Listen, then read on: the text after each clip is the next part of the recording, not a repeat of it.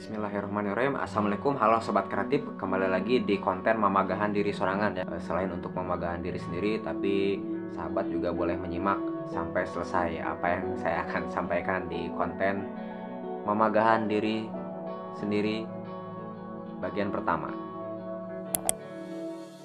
Oke, buat sahabat yang mengetahui bahwa saya adalah seorang INTJ yang divonis dalam sebuah tes MBTI dengan hasilnya sebagai seorang INTJ ya.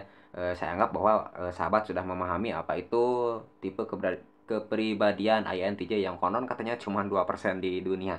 Tapi sebelum lanjut, buat sahabat INTJ di luar sana yang kita terkoneksi secara digital ya, support sahabat kita sebagai kreator INTJ dengan link Saweria yang saya share di kolom komentar dan juga deskripsi ya. Terima kasih. Donasi Anda begitu berarti buat saya untuk bisa membeli beras. Jika kalian tidak cocok dengan konten seperti ini, silahkan skip karena ini untuk INTJ. Dan oke, sobat kreatif dan juga sobat INTJ, saya adalah INTJ asertif seperti konten-konten saya sebelumnya. Dan saya akan membahas tentang pro dan kontra. Tentu hal-hal yang umum terjadi di masyarakat dalam bersosial, yang dimana sebenarnya INTJ sendiri sangat lemah dalam sosial ekstrovert, sensor ekstrovert maksud saya, dan juga lack dalam EQ ya, emotional intelligence. Tentu benar-benar hal-hal sosial seperti ini memerlukan development dan juga effort yang sangat tinggi bagi kami para INTJ. Dan dalam merecah sebuah perkara yang namanya pro dan kontra, tentu saya anggap Baraya, sobat kreatif sudah memahami bahwa pro itu adalah suatu bentuk dukungan apapun itu bentuknya, baik positif maupun negatif. Saya akan men-skip masalah pro-nya dan saya akan membahas masalah kontra. Kontra yaitu suatu bentuk tidak dukungan. Kita akan bagi menjadi dua part ya, dua bagian. Yang pertama adalah personal tendency dan yang kedua adalah best about the job. Kontra itu dibagi menjadi dua, itu seperti itu. Yang pertama adalah personal tendency. Kenapa kontra ada yang namanya personal tendency? Begini sobat, bahwa dalam suatu bentuk kritik kita mendefinisikan kritik itu seringkali subjektif. Bahwa ketika kita dikritik suatu bentuk pekerjaan yang hit point bahwa kita tuh mengerjakan suatu pekerjaan tidak benar dan kita dikritik, kita malah tersinggung. Bukannya kita bertafakur diri dan berintrospeksi, karena gampangnya kan kita nyalain aja orang lain yang mengkritik itu. Kamu kok bekerjanya begini, harusnya kan begini dan begitu. Ternyata kita tidak terima. Dan ketika kita tidak terima, kita malah menyalahi orang yang mengkritik itu. Padahal orang yang mengkritik itu benar-benar hit point pada bidang pekerjaan kita. Dan yang kedua adalah best about the job. Ya, seperti yang kita akan bahas, tentu mengkritik suatu pekerjaan adalah benar-benar pekerjaan yang kita kerjakan. Begini misalnya Baraya, saya menganalogikan bahwa saya adalah Sinedi adalah seorang karyawan yang bergerak di bidang kuliner. Misalkan bos saya adalah seorang penjual pisang keju. Pisang keju tentu dengan komposisi yang seperti itu memiliki standar operasional prosedur yang sudah ada, baik sebelum saya bekerja di situ ataupun dari awal mula kebangkitan perusahaan pisang keju yang owner saya ciptakan. Dan owner saya mengkritik bahwa saya memotong pisang keju itu teknik slicingnya itu random, tidak seukuran baik panjang, lebar, dan juga diameternya, sehingga menghasilkan konsistensi kematangan yang berbeda. Bahwa saya beralasan bahwa ketika saya mengcounter kritik bos saya, anjir kayaknya bos gua sentimen sama gua, wah bos aja nggak bener, lalu saya malah mengkorek-korek kebijakan bos saya yang lain. Nah itu adalah personal tendency, dan saya ketika dikritik oleh bos saya dari pekerjaan konkret saya merasa tersinggung. Nah itulah dia yang namanya personal tendency. Ketika kita menerima kritik teknik memotong pisang itu dengan random, bahwa kita menerima, oke, ini best about the job ya, yang poin kedua.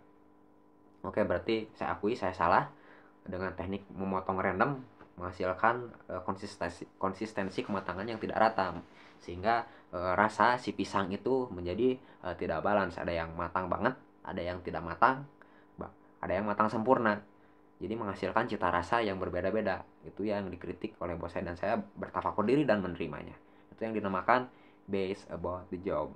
Jadi kita merespon suatu katakanlah tindakan dari apa yang bos kita, owner kita inginkan, dan kita bertafakur diri dan menerimanya lalu bersiap untuk memperbaikinya. Seperti itu. Nah, solusinya bagaimana ketika kita menerima kritik ketika on point terhadap pekerjaan kita? Apakah kita tidak boleh berargumen? Tentu saja boleh. Jadi kita akan mendapatkan feedback apa yang kita pikirkan dengan cara tentu saja berkomunikasi dengan owner tersebut bahwa kita ya memotong random supaya kita nggak banyak mikir misalkan ya, karena kita malas. Tentu saja itu akan dicacar langsung oleh sang owner karena kita menyalahi SOP yang telah pengusaha kuliner itu inginkan, dengan kita tendensi pribadi yang benar-benar menyalahi aturan, dan tentu saja kita harus menerimanya. Terkait kritik based about the job, tentu kita harus berlapang dada dan ya, yang selalu saya bilang bahwa konten ini adalah memegahkan diri sorangan, harus perbanyak bertafakur diri. Artinya ketika kita mendapatkan feedback, tentu kita memerlukan jeda ya untuk menalar, menerima informasi bahwa oke, kita harus memperbaiki ini, oke, kita harus mempertahankan yang ini. Dan tentu saja sebagai banyaknya skill interpersonal dalam berkomunikasi, tentu kita harus menyampaikan gagasan dan juga baik pro dan kontra secara sederhana yang ibaratnya mudah dipahami oleh orang ya. Kita harus menyesuaikan lawan bicara kita. Ya, itu pun adalah satu kritik bagi saya pribadi karena saya adalah seorang INTJ yang memiliki lack of empathy yang kurang bagus ya. Kita tahu bahwa INTJ itu EQ dan memiliki inferior dalam sensory extrovert. Jadi kita harus mendevelop dan benar-benar effort untuk mempelajari hal itu. Oke, itu saja.